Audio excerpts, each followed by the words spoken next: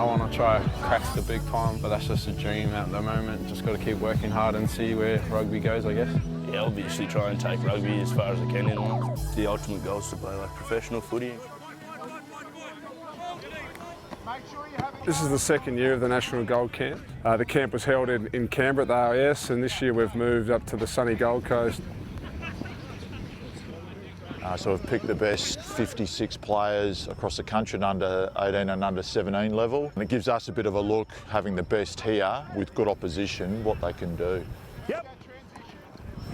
The biggest change across the last couple of years within the academy pathway has been, I guess, the influence that Rugby Australia is now having in it. Prior to probably 2018, most state-based academies were left to sort of govern themselves and set their own direction with a little bit of influence from Rugby Australia, whereas now we've all come underneath the one banner from Rugby Australia and actually heading all in the one direction. We've now got some commonality of coaching, commonality of programming that exists across the 5 different states, which allows everything to be aligned and I guess working towards the common goal of strengthening Australian rugby.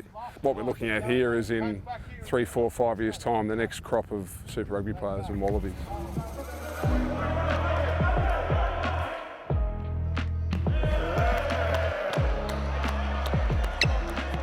Been doing the academy through the young ages, so yeah, it really puts a confidence in your head that yeah, maybe I'm on the right track here to be a professional rugby player.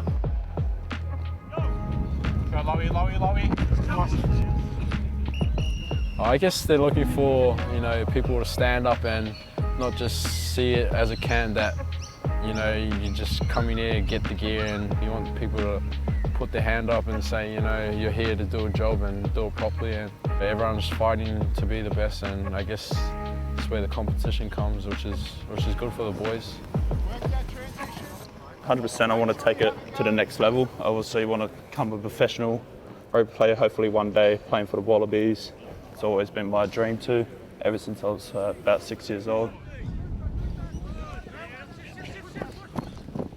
It's another opportunity along the way for boys to impress their own academy coaches. Jason Gilmore, our junior Wallabies coach, is here. Peter Hewitt, our Australian schools and under-18s coach, is monitoring all this through Huddle, so it's an opportunity for them. It's also a chance for us to see the level that some of the guys who we consider our best youth players, where they're at it currently. What these guys do now to build on this is really up to them.